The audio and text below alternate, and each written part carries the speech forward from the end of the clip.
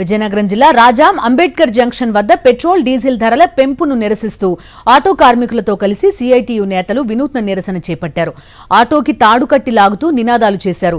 కేంద్ర ప్రభుత్వం petrol diesel gas ధరలు పెంచడం వల్ల నిత్యావసర వస్తువుల ధరలు విపరీతంగా పెరిగిపోయి ప్రజల జీవనం చిన్నాభిన్నమైపోతుందని ఆవేదన వ్యక్తం చేశారు. పెంచిన పెట్రోల్ డీజిల్ ధరలను వెంటనే తగ్గించాలని సిఐటియు నేతలు డిమాండ్ చేశారు. ప్రభుత్వం పెట్రోల్ డీజిల్ గ్యాస్ ధరలు ఉపసంహరించుకోకపోతే ప్రజల మద్దతుతో ఉద్యమాలు ఉధృతం చేస్తామని హెచ్చరించారు. కార్యక్రమంలో ఆటో డ్రైవర్స్ పెద్ద ఎత్తున పాల్గొన్నారు.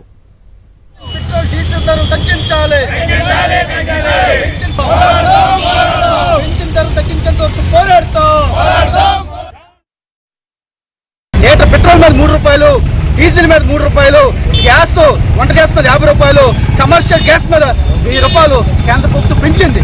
అంటే ధరలు పెంచడంలో ఉన్న మోడీకి శ్రద్ధ ప్రజలకి ఆదుకోవడంలో ఎటువంటి శ్రద్ధ లేదు.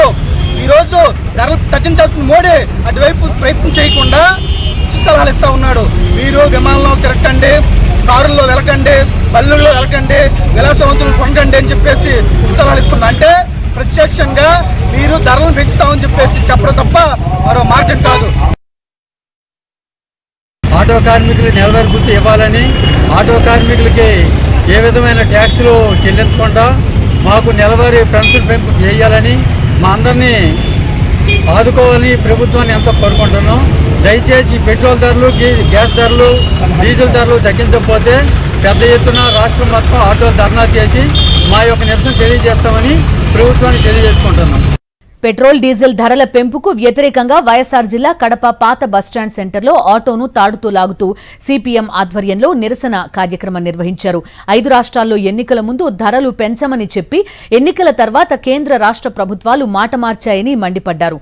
యుద్ధం కారణంగా ఇంధన ధరలు పెంచుతున్నట్టు చెప్తున్నారు. కానీ సహకరించేందుకు ఇరాన్ సిద్ధంగానే ఉన్నప్పటికీ ఇండియానే అమెరికా, ఇజ్రాయిల్ దేశాలకు లొంగిపోయిందని అసహనం వ్యక్తం చేశారు. పెట్రోల్ ధరలు పెరిగితే నిత్యావసరాల ధరలు పెరిగి సామాన్యులు ఇబ్బంది పడతారని ఆవేదన వ్యక్తం చేశారు. పెంచిన ధరల నిర్ణయాన్ని వెనక్కి తీసుకోకుంటే కలిసి వచ్చే పార్టీలతో కలిసి పెద్ద ఎత్తున ఉద్యమానికి దిగుతామని హెచ్చరించారు సిపిఎం నగర కార్యదర్శి రామ్మోహన్.